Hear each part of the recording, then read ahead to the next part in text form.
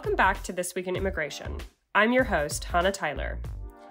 In this episode, we're discussing the importance of immigration to maintaining American competitiveness. Specifically, we'll talk about the startup visa, currently in the House version of the Competitiveness Act and being negotiated as part of the Bipartisan Innovation Act. Dane Stangler, the Director of Strategic Initiatives at BPC, will join us to discuss. BPC regular Theresa Brown and I will then cover the immigration news of the last few weeks, focusing on the Summit of the Americas and Title 42 happenings. A great episode to come, so stick around.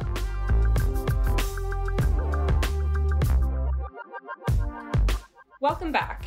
We're kicking off this episode by welcoming Dane Stangler, the Director of Strategic Initiatives at BPC. He is also a Senior Advisor at the Global Entrepreneurship Network and has served as Vice President of Research and Policy at the Kauffman Foundation, which has done extensive research on entrepreneurship. You can follow Dane on Twitter at Dane Stangler. Also coming back is This Week regular Theresa Brown, who tweets at BPC_T Brown. Welcome, Dane and Theresa. Thanks. Good to be here. Glad to be back. Okay, Dane, let's start with a broad question for you. Why is entrepreneurship important to the American economy?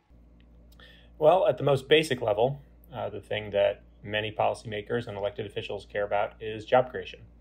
We know that entrepreneurs, those who start, grow, and run companies, are responsible for 50, 60, even 70% in some years of all net new job creation in the U.S. economy. So that's what we all care about. They are, of course, responsible also for innovations. Many of those, we use in our daily lives. They're the ones who start the next generation of companies that displace the old generation, and they're the ones who pioneer new industries. And at the very local level, entrepreneurs are often the core of our local, regional, and state economies. They're running the retailers, the restaurants, and the home-based businesses that not only account for a number of jobs, but also a number of the innovations and new jobs at the local level. So what do we know about immigrant entrepreneurs specifically? So a couple of interesting facts, some of which are in the new report that BPC will be releasing next week. One, immigrants, so the foreign-born Americans have a much higher entrepreneurial propensity. According to Census Bureau data, especially data crunched by the Kauffman Foundation, in the most recent year for which we have data, foreign-born Americans were almost twice as likely to start a new business as native-born Americans. Now, that's all types of businesses. We also know that immigrant entrepreneurs are much more likely to start innovation-driven businesses. They account for a very high share of companies in tech sectors, technology-based companies, VC, venture capital-backed companies. So both at a broad level and also at our kind of frontier tech businesses, immigrants are very overrepresented and have a much higher likelihood of starting businesses. So Theresa, to turn to sort of the immigration side, what are the limitations on immigrant entrepreneurs in our current immigration laws? Well, I think the basic limitation is that we don't have a visa specifically for foreigners who want to come to the United States and start a business. We have lots of ways that people can come to the United States, and people already in the United States might be able to start a business, but we don't have that kind of visa that allows somebody to come for the purpose of starting a business. I mean, that's specifically true for immigrant visas. I think we do have what I would call quasi-immigrant visas. They're temporary visas that would allow someone to start a business. We call them the E visas, the E1 and E2 visas. And these are available to only certain nationals, people from countries with which the United States has a specific treaty and a bilateral investment treaty or a treaty of trade, to start a business either with financing directly from their country, so an invest in company, or to trade, to start a company that's predominantly going to be trading with their country. These are very widely used visas, but the limitation on them is they don't give you a direct way to get a green card from that investment or from that business that you started. It's a perpetual temporary visa. It can be renewed indefinitely as long as the company is continuing to trade or the investment is continuing to be made and grown. But it doesn't allow for a green card. And this is making news now, especially because the children of people who came on those visas, who may have been here for all of that child's life, cannot get a visa once they turn 21. So they then get stuck either finding another visa on their own, like a student visa, or having to leave the country. And these are what we call a lot of the documented dreamers, so-called documented dreamers. So these limitations really hurt the ability of the United States to attract some people who might want to come and start businesses in the United States. And for those that are already here, say, for example, foreign students who are graduating from programs that have business ideas that Dane mentioned that are innovative and want to start a business, there's not a way that they can really translate that into a visa that would allow them to stay and grow that business. Our employment-based immigration system is just that. It's based on the idea of an employer sponsoring somebody. Well, if you are your own employer, that doesn't really work. And so that's a limitation. If you're already here on an employment-based visa and working for someone else, you might be able to start your own business on the side, but until you get a green card some other way, you couldn't sponsor yourself through that business. So those are some of the limitations. What that means is a lot of the immigrants who do end up starting businesses are here on different types of visas. Maybe they came based on a family-based visa, or they were a refugee or an asylee who started a business here, because once they have, obviously you have a green card, you can start a business. So we do have some limitations in immigration law that probably are reducing the ability of many immigrants who want to start a business to do so. So while we're on the subject of visas, Dane, can you explain what the startup visa is and how it would help maintain American competitiveness? Sure. So a startup visa is kind of exactly what it sounds like. Just as Theresa talked about the employment-based categories of immigration, a startup visa would be a visa for someone to come to the U.S. and start a business. It can take various forms, but it usually has some qualifying restrictions or thresholds around it that have to be met in order to retain the visa. Some versions, you would have to create a certain number of jobs in a certain time period. The most recent proposal that is being discussed has some minimum fundraising thresholds after 18 months that you have to have met. So we usually see the startup visa have those kinds of restrictions around it. And this has been bipartisan in the past. It has attracted bipartisan support. And this is because everyone likes job creation. And this is a good way to create jobs and to make sure that people who want to start companies here are able to. So do startup visas exist in other countries? And if so, what do they sort of look like? They do. When I was at Startup Genome, we did a count, and this is probably 3 or 4 years ago, and we found that 24 countries had some form of a startup visa, or an entrepreneur visa, as some call them. They vary. So, Canada has one, a couple South American countries, several countries in Europe, several Asian countries, Taiwan, Singapore, New Zealand, and Australia have versions of them. And some of them are similar to what's been proposed in the U.S., where you have to raise a certain amount of money within a certain period of time or have a certain number of employees after a given time period. Some of them are structured a bit differently, where the government has struck a public-private partnership with, for example, a university or a private accelerator program, where if you, the entrepreneur, let's say an American entrepreneur is applying for the startup visa in Estonia or New Zealand, if you get accepted into this accelerator, that is an automatic imprimatur for the startup visa. So they've done some interesting things where they brought together both the training programs with the visa, and that builds a support system around the entrepreneur, and also helps ensure that they're going to succeed, and thus that the economic benefits are going to redound to that country. That's very interesting. So, Theresa, have there been efforts to create a startup visa in the U.S. before? Is there a sort of precedent for this current effort? Yeah, I mean, there's been a few different types of things tried. So legislatively, let's start there. In 2013, in when there was a comprehensive immigration reform bill, there was some attempts to include a kind of startup visa there, one that would be, as Dane said, it would be conditional for a certain period of time. You'd have to have some level of investment or startup capital for your business. And then after a certain period of time, you'd have to show either that you got additional investment or that you created a certain number of jobs and that this is going to be a going concern. Specific legislation has been introduced. There's a bill in the House called the Like Act that Representative Zoe Lofgren has sponsored that has had some bipartisan support. Senator Moran of Kansas in the Senate has proposed a similar type of startup visa. Then there have been I would say regulatory attempts. So under the Obama administration, there was a rulemaking to create essentially a carve out for those who wanted to start a business and entrepreneur regulation that would have used the national interest waiver for an employment-based green card. So if you have an advanced degree and you are wanting to get a green card, as I mentioned, usually you have to have an employer sponsor you.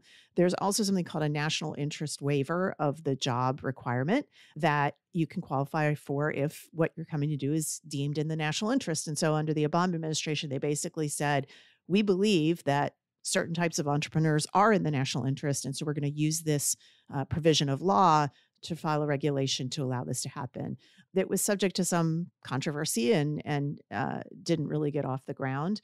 There have been attempts also at the local level to use existing visas to try to help entrepreneurs. So for example, very well known in Massachusetts and now in other states, universities have started programs that would essentially be incubators for new businesses where the university would be the employer to sponsor somebody for an H-1B visa, for example, that would allow them to get their business started.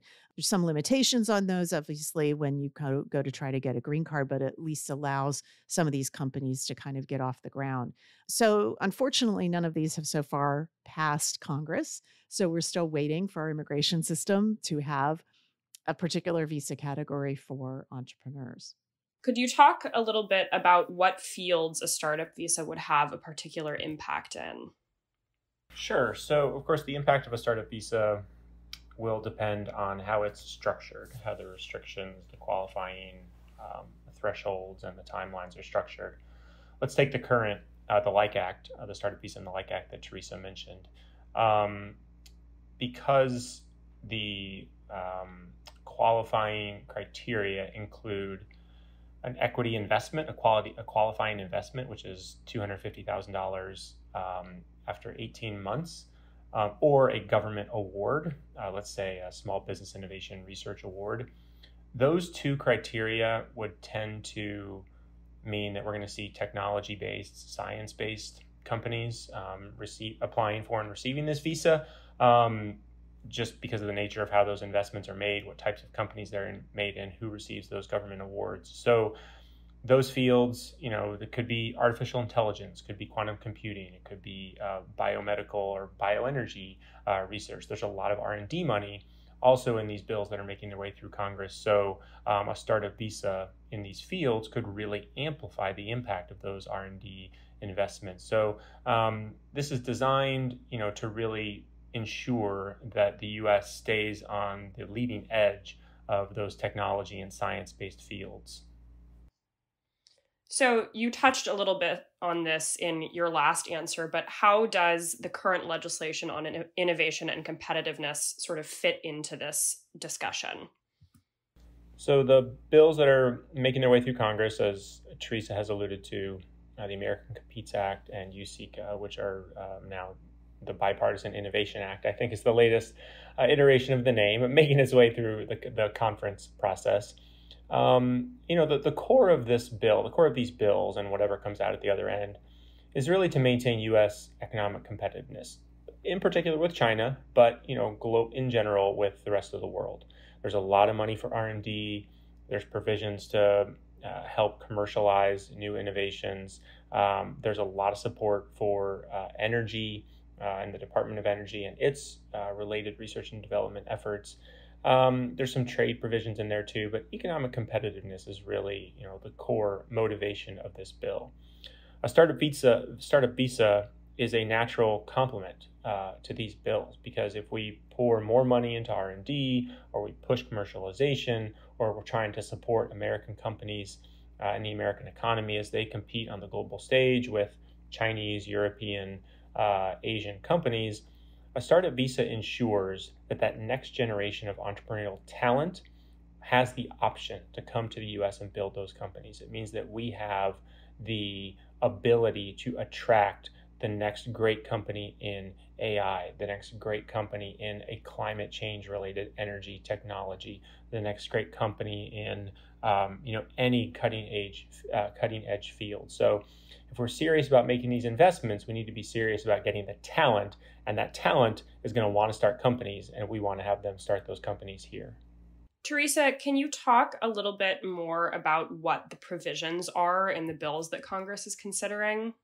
As passed, only the House bill, which is the America Competes Act, has any immigration-related provisions. And it has two that are relevant to this discussion. One is a startup visa, an entrepreneur visa.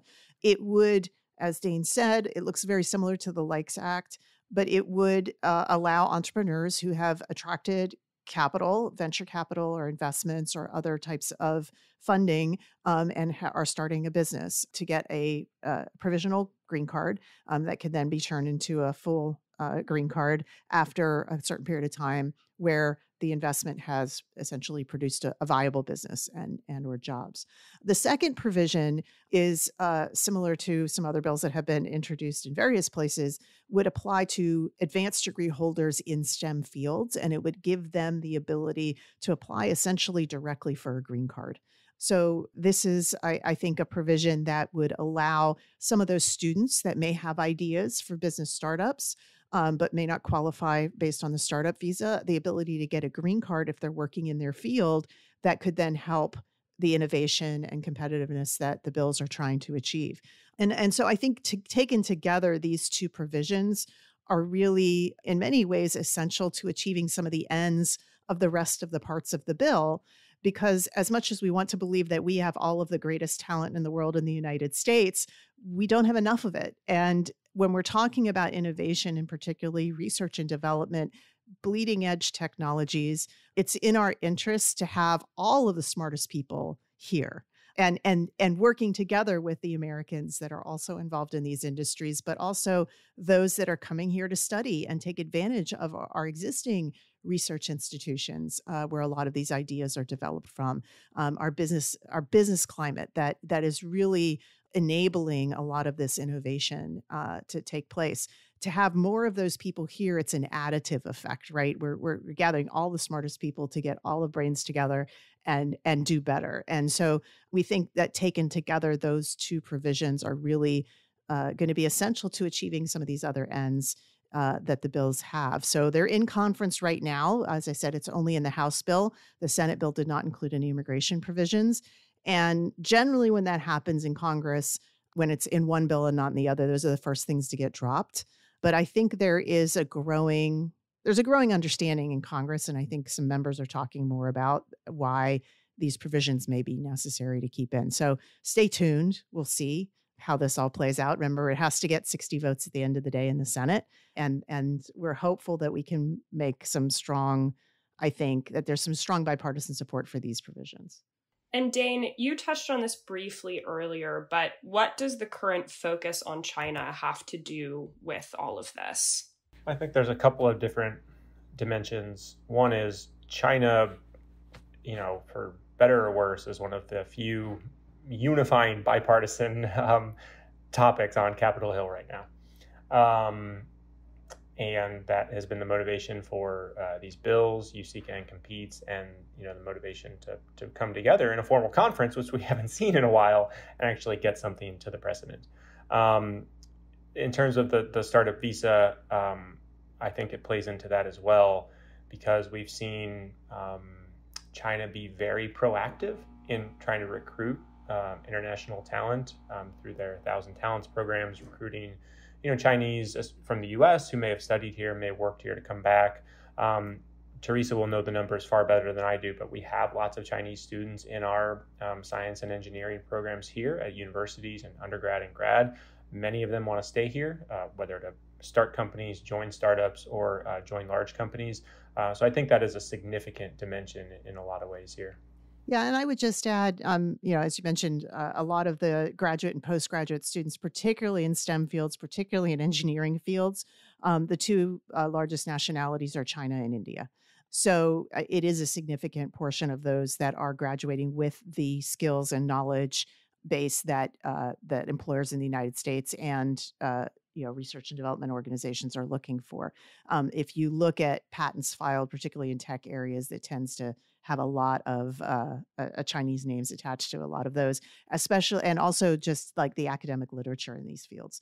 The other thing that I would say is that China, the other, I think a tangential concern, because there are so many Chinese already in the United States and studying in the United States, one concern that has been raised in Congress about, for example, the green card provisions or the entrepreneurship visas is, to what extent are these Chinese nationals looking at, or representing the Chinese government in the United States, right? So there's some security concerns, particularly when you're talking about some of these technologies that are considered strategic technologies for the United States.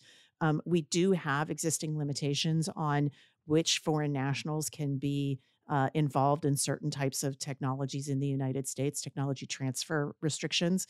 But more importantly, it's understanding, the efforts of the Chinese government to, frankly, engage in industrial espionage in the United States. So I think one of the concerns that's likely to be raised and probably will come up as these bills move forward is, how are we screening and vetting these people, particularly if they're coming from China, to ensure that they're not staying for the purposes of essentially committing that kind of espionage. I think we have fairly good procedures and policies in place from the federal government standpoint to address this. I think certainly they can incorporate that into the legislation. But I also I think that sort of blanketly saying no Chinese nationals would be eligible would be doing us a disservice, because I think there are enough Chinese that would like and prefer to start their companies in the United States and develop their innovations here than go back. And just like we did during the Cold War with Eastern Europe and Russia, where we encouraged scientists and engineers from those countries to come to the United States, I think we should be doing the same with China if we really are in a sort of a war for talent with them. That's also a quasi-national Cold War, if you want us to call it that. So I think we can look at the history here and how it benefits us to continue to encourage this.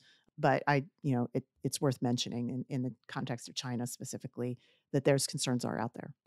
And just to put a point on another fine point on Theresa's point, we saw recently a dust up around the SBIR, Small Business Innovation Research Program, which a reauthorization of that program is in these bills as well, or at least one of them.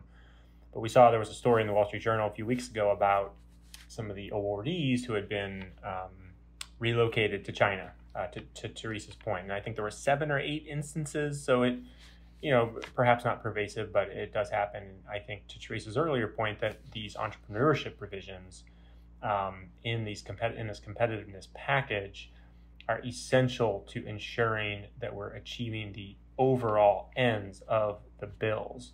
Because here now, obviously, a number of different controls and processes need to be in place, but having that stickiness, that entrepreneurial route for these immigrants, whether they're studying or they're starting a company here, is another way to ensure that those companies are being done here and not, we're just giving them money and then they're leaving for China. So it's another way to make it sticky here and to build them into our system. So jumping off that point, Dane, final question. Why is supporting immigrant entrepreneurs important more generally? One of the pre-COVID trends that we were looking at was a basic flatlining of new business creation in the U.S. After the the global financial crisis and Great Recession of 2007, 2008, we saw new business creation really plummet by about 30, almost 40%, and then it didn't recover. And by really any measure of new business formation, it was pretty much flat until COVID. We saw a spike in new business formation starting in about the summer of 2020, continuing through 2020 and into 2021.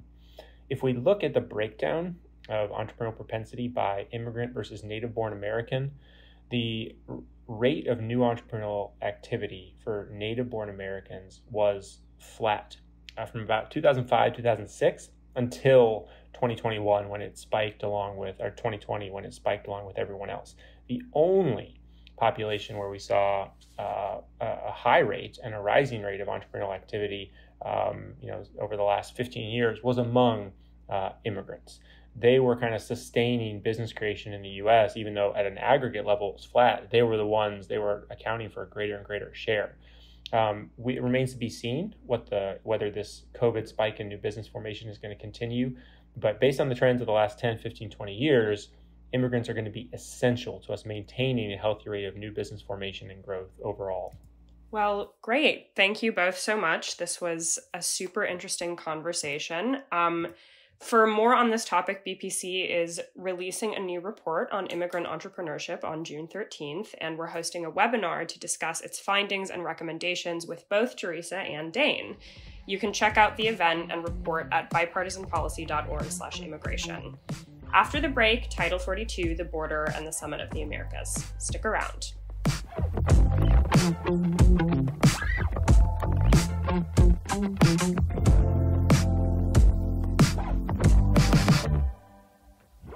We now turn to discussing the Summit of the Americas, which ran last week from June 6th to June 10th. Leading up to the summit, much of the news was about the invitation list and the absence of many national leaders from the region, after the Biden administration chose to exclude the leaders of Cuba, Nicaragua, and Venezuela over concern about their human rights records. Most notably, Mexican President Andrés Manuel López Obrador chose not to attend, but neither did the presidents of Guatemala and Honduras. While migration is a key issue for the hemisphere, migration was not high on the agenda for the summit, with no session specifically dedicated to the issue. And yet, a multilateral declaration on migration was set to be issued at the end of the summit. We're recording this on Wednesday, June 8th, so we haven't seen that declaration yet, but let's at least try to discuss what we might expect with Theresa Brown, who has participated in her share of high-level international meetings as part of the Office of International Affairs at the Department of Homeland Security. Theresa, what goes into preparing for a summit like the Summit of the Americas? A lot of people doing a lot of diplomatic work is the short answer. You know, the Summit of the Americas, this is the first time the United States has hosted it since it was started in 1994. So it's a pretty big deal. It's also something that's been known to the administration. So ideally, toward the beginning of the Biden administration, as he got his people into the State Department, and particularly the Western Hemisphere Bureau over there, they would start talking with other leaders in the country, in the region, about issues that they wanted to address. I mean, typically these kind of summits, since they're very high level, they're leaders level, tend to be very high level issues. They'll talk about economics and maybe human rights and maybe development assistance and climate change and kind of big issues like that.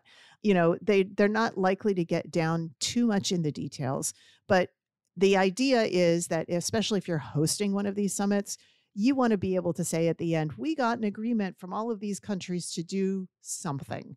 And so that's what a lot of the diplomats are going to be doing. And it's diplomats from across the government. State Department might be the lead, but you'd also have Commerce Department discussing trade issues and investment. You'd have USAID on the development side. You might have the Energy Department who are going to be talking about energy production and usage in the region or climate change. So like there's a lot of whole of government efforts, but you know, it is something that drives a lot of government action. So there would have been conversations, usually at the working levels, you know, for many, many months leading up to this to draft the agenda, to look at what kinds of issues would be discussed, which countries want to be involved. There's also side events that are run by, that are for the private sector and for the civil society sector. So all of these have to be coordinated.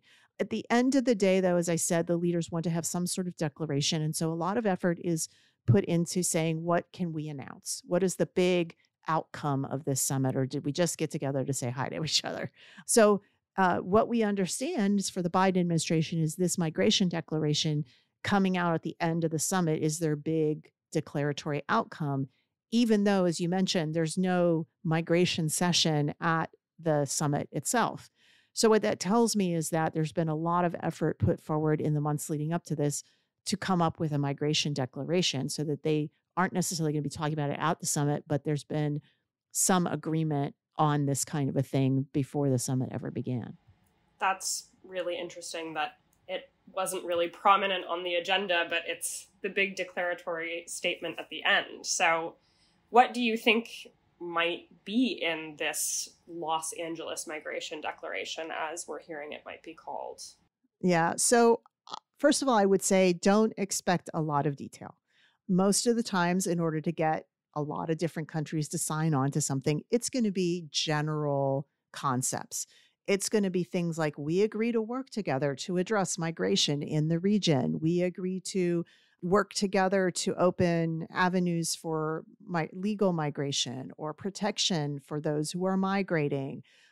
We agree to consult with each other on how we are managing migration into and out of our country or something like that. Like, it's going to be that kind of a intentional, but not commitments, right? It's not going to be, we will do X, Y, or Z. It's, we will try to talk about these things, or we will try to work together on these things. That's usually what these kinds of declarations are going to be. But what will really be interesting is if they agree to what I would call an implementation venue. So, for example, if the declaration says, we commit our governments to meeting together, or our officials to meeting together in a forum that we will call the Western Hemisphere Migration Forum or something like that, to work on these issues. Well, then that means that there's legs to the declaration. It means that there's an implementation mechanism that can take the promises in this declaration or the intentions of the declaration and make them real through some sort of process. I think that's really what we have to see, whether or not something like that will come out of this.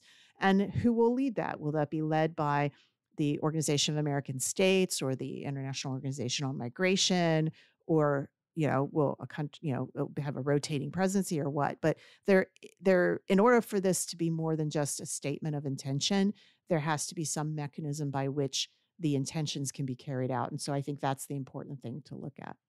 So what areas would you like to see a declaration like this focus on? Well, a few things. One is sort of a recognition of the breadth of migration that is happening throughout the Western Hemisphere. I mean, the United States, obviously, we focus a lot on the migration that's happening through the Western Hemisphere to our southern border, but we have to recognize that, right now, countries in South America have seen orders more migration than we have. I mean, there were 5 million Venezuelans that left that country since the mid 2010s. And, half of them have settled in Colombia and Peru. So, there's been regional migration happening long before we saw some of this happening at the US-Mexico border. So it's important, I think, that any declaration acknowledge that migration is a joint concern of all of the countries in the hemisphere, and that it's not just all about migration flowing south to north, but also migration within countries within South America, within Central America. Costa Rica is taking a lot of refugees from Nicaragua right now. So I think ideally it has to recognize all of these migration movements. And then there has to be discussion on what can countries that are receiving these migrants do to both help those migrants settle or be resettled somewhere else. What can countries do to address the situations in the sending countries? We've heard about that from the Biden administration, the root causes of why people migrate. What can countries do to create safer pathways for migrants when they feel they have to move, whether that's providing legal visas or ways that they can go to a safe country from then to apply for some sort of protection? Are there different types of protection mechanisms available? I think all of these are things that really should be discussed. These are things that we have talked about in our recommendations on how the United States could address Central American migration, but I think it applies more broadly. How can we work with international organizations to address the migrants and refugees in the hemisphere? So whether that's UNHCR or IOM, to create safe places where migrants can go and then look for safe havens in countries in the hemisphere. I think all of those are important. I think one other thing to think about, especially since we are seeing, as you've written about, more what we call extracontinental migrants or extra hemispheric migrants, people from outside the Western Hemisphere coming through the Western Hemisphere, either to the United States or settling in other countries. And that includes the Russians and Ukrainians. But before that, we saw Indians and Romanians and Africans from Cameroon and Congo and other places who are also trying to migrate and find safety in the hemisphere. So what can countries do about addressing some of those migrations in different ways? So I think those are all the things that they should be talking about. Now that we've talked about goals and big ideas, what do you think that these countries can realistically agree on? So, the interesting thing there is there's what the countries in the Western Hemisphere, other than the United States, could agree on, and then what they could agree on with us. And I think those are maybe two different things. It helps to understand that for much of this 21st century, most of the countries, particularly in South America, have tried to create more ease of travel for migrants between those countries. That's one of the reasons why so many Venezuelans settled in Ecuador and Peru, but even in Chile and other countries in Central America or South America have had relatively free migration. Even countries within Central America had free migration within those countries or between those countries. So, the United States, in contrast, has frankly, especially under the last administration, tried to restrict migration. Countries within the hemisphere on their own might be able to agree to certain levels of migration movement or integration of migrants who have resettled. What can the United States agree to? And what are we asking of other countries to address the migration moving northward, I think is the big question. On that, I think you have seen inklings of this with the United States talking with Costa Rica and Panama, where we've had bilateral agreements on asylum and refugee and immigration, where they have talked about helping those countries beef up their own asylum system so they can be a place of refuge and protection, so that migrants don't necessarily feel they have to always come to the United States. How we can help countries in the region address their own borders, and maybe they have free movement with some countries but not others. So how are these other countries moving through those borders? And then looking at the visa systems that allow people from outside the hemisphere to travel to a country in the hemisphere from which they're making their pathway north. So, for example, thinking about the way visa-free travel works for certain countries that allows some of these extracontinental migrants to come and then work their way through the continent. So I think all of these are areas that might be part of the agreement in generalities. Again, I don't think we're going to see specifics, but they may talk about some or all of these areas. And as these countries are discussing this potential agreement, are there models that they can look to, other migration agreements? Is there a precedent for something like this? Well, as I mentioned, countries within the hemisphere have had migration agreements without the United States for many years. I mean, for example, South America has the Mercosur, which is essentially a common market that's since 2009 has had relatively open migration. I wouldn't say it's completely free migration, but it has consistency among the countries for settlement visas. And that's one of the reasons, as I mentioned, why many Venezuelans were able to go to Ecuador or Colombia or Peru when they were fleeing their own countries. There was a declaration in 2018 called the Quito Declaration that was in the wake of a lot of this Venezuelan immigration in the region, where countries agreed on sort of the circumstances in which Venezuelans could integrate into the countries in which they had become and settled, and how there was some burden sharing amongst the countries in South America. There's also agreements within the Andean countries, and as I mentioned, in Central America. So I think there is precedence within the hemisphere for these kind of agreements. Again, the missing partner in a lot of these is the United States. So what can the United States do? And I think for that, we need to look at what I think are some template agreements that we have seen in the last year between the United States and Costa Rica and the United States and Panama.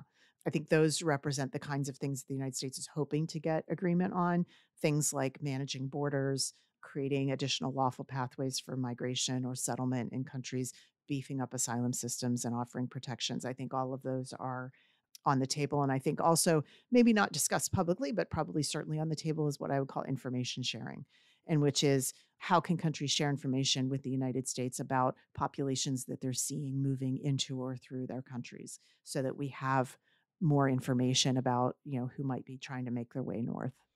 And on the topic of partnerships, final question for this section, how important do you think the participation of Mexico is to the success of this potential hemispheric migration agreement? And are there other sort of linchpin countries that could make or break the success of this declaration?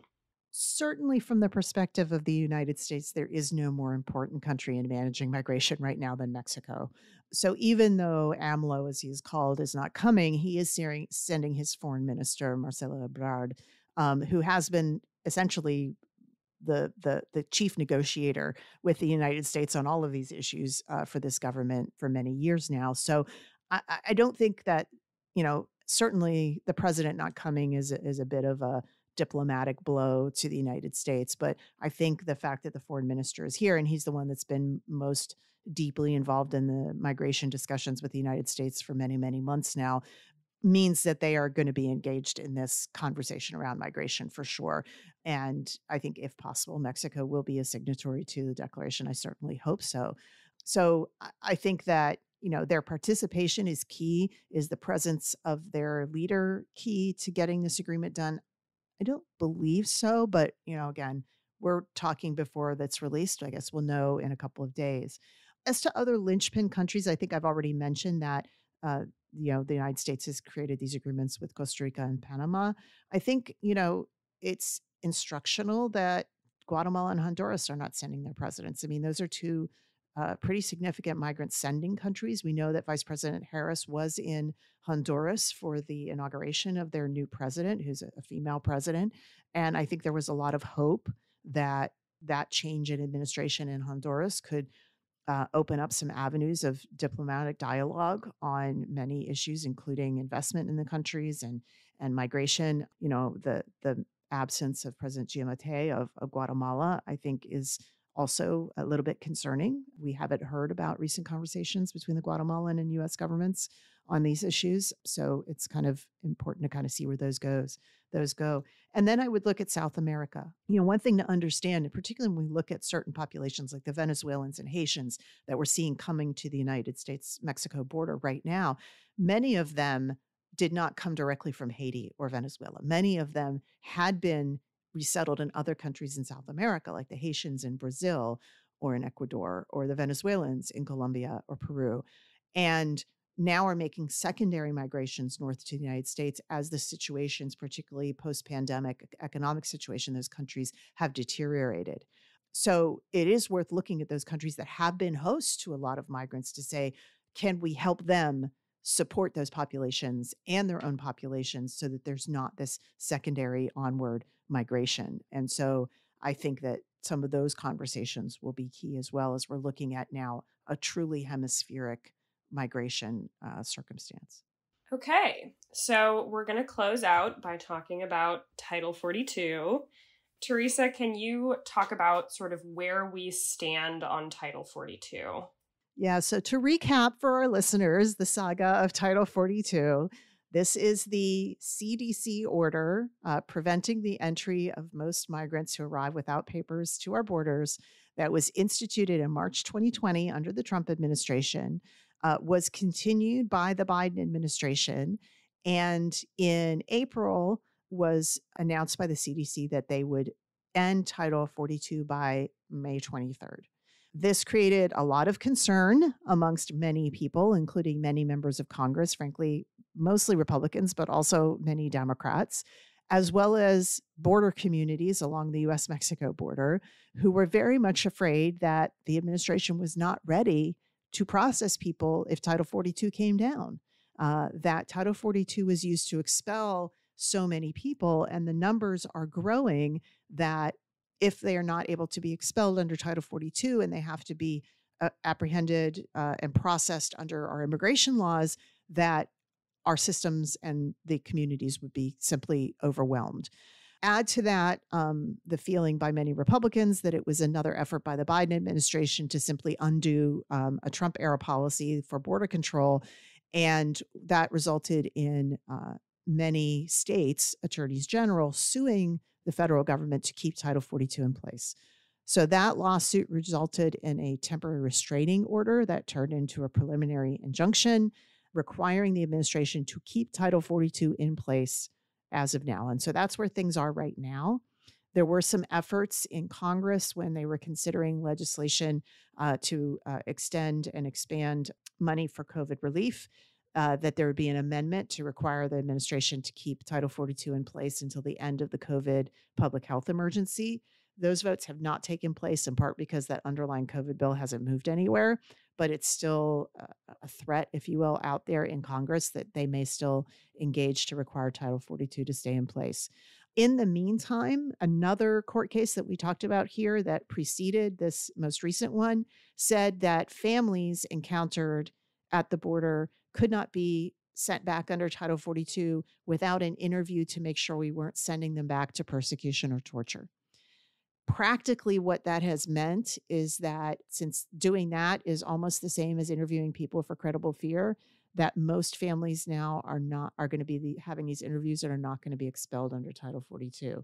So that's where we stand on Title 42 right now. I think it's continuing. The Biden administration has said they want to end it, but they're appealing that decision, but the courts are keeping it in place.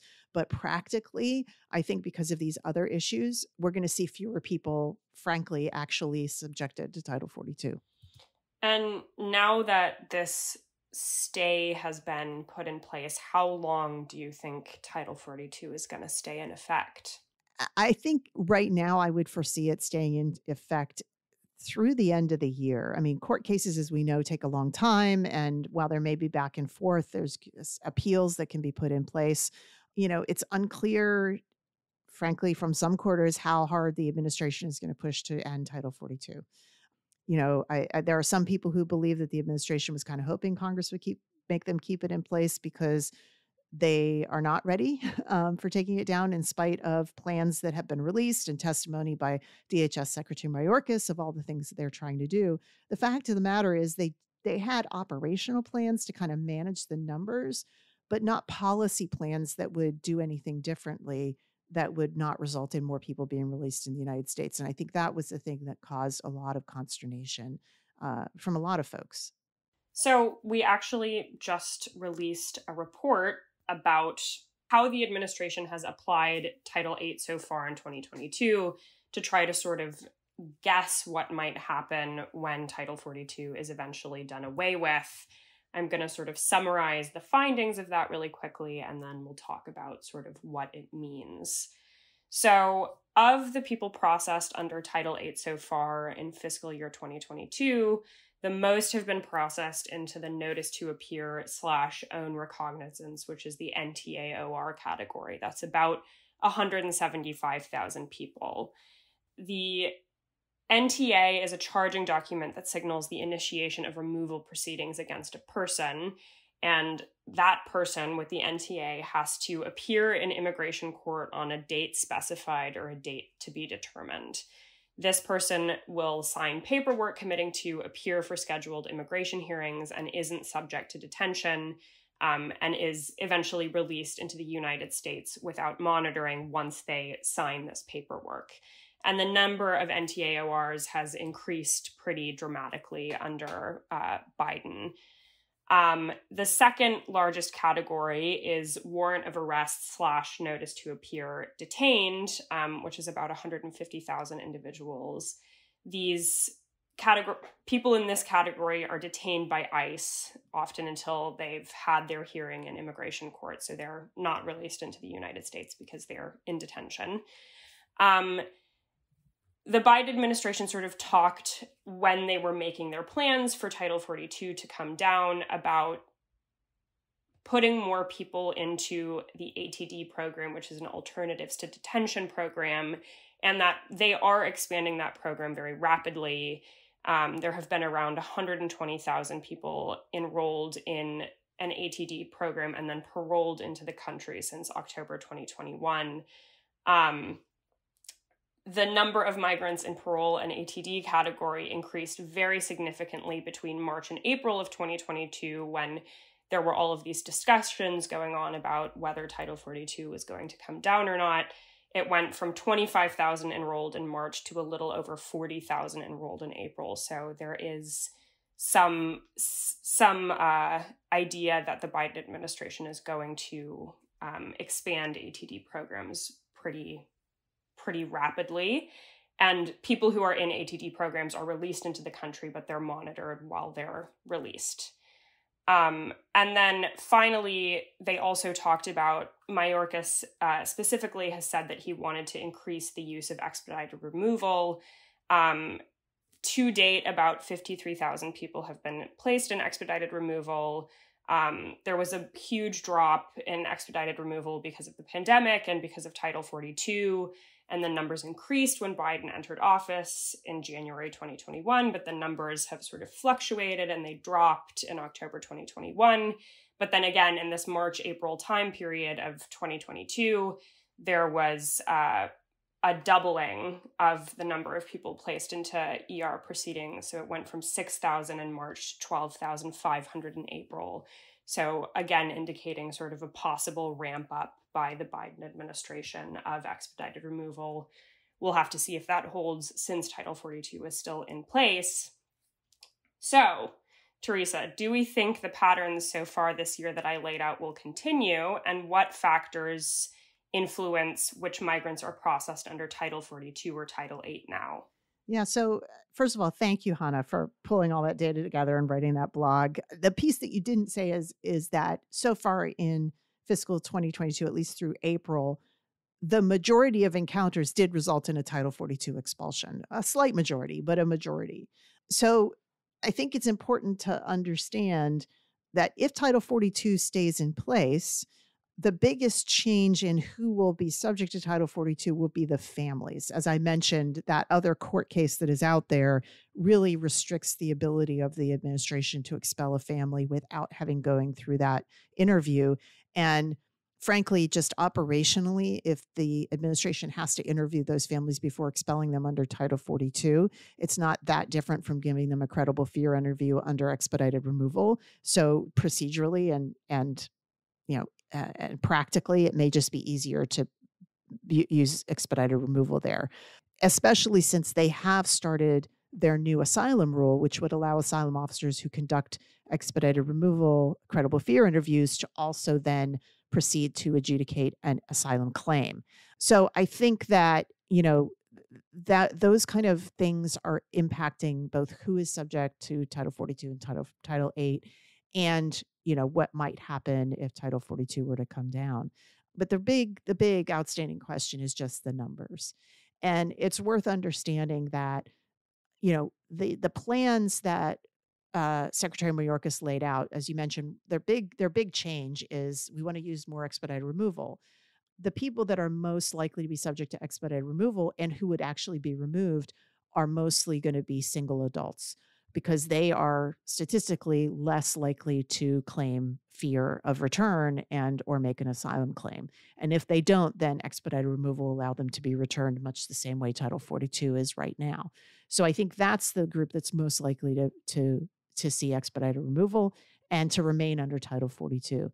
It's the families, and the number of families and where they are coming from really is a driver of the potential impacts at the border, because families are the hardest for Border Patrol to manage. Under existing court settlements, families with young children can't be detained for more than 20 days. If they have to be interviewed before being expelled, then that means they have to have a place to be interviewed. They have to have a physical location where they are held. There has to be enough officers to conduct those interviews to ensure that we're not sending somebody back to persecution or torture. And that's really the logistical challenge at the border. The more families that arrive, the more cramped space is to do that, and the more that situation is going to be backlogged, and the more likely people are just going to be released with the NTAOR, because that is the fastest way to get people out of Border Patrol custody. And of course, that means more people being released in the United States, which will, obviously feed some domestic political issues for the Biden administration. And I think that's the concern, particularly for communities along the border where the nonprofits, the people running the shelters, and those who are trying to help the migrants once they're released from custody to move to wherever their destination is in the United States, they're already feeling the pinch in terms of capacity. And if CBP is just going to be releasing more people into their communities, they will soon be overwhelmed. And that then becomes a very big issue in these localities. We're already starting to hear about it in counties in South Texas and in Arizona. So I think, if you ask me, what patterns will continue, I think some of the patterns that we're already seeing, we'll probably see a ramp up of Remain in Mexico for those nationalities that we can't easily remove. Nicaragua, Cubans, and Venezuelans are most likely to be put in Remain in Mexico right now. But again, the administration has said they want to do away with that program. Expedited removal, most likely it applies to single adults, harder for families. Unaccompanied children will still be continuing to go to ORR custody. I think, detained population, ATDs, where possible, will continue to be ramped up. But it's going to be, what factors are the demographics of the people, the capacity of the location at which they're being processed, how quickly they need to open up space for new people coming in. Those will be the determinants, frankly, probably more than the actual circumstances of any individual encountered or family encountered. Okay, well, thank you, Theresa, for that insightful analysis. As always, we've covered a pretty broad range of stuff on this week's episode. So thanks again for coming on, and thank you again to Dane for coming on, and we will see you all in 2 weeks.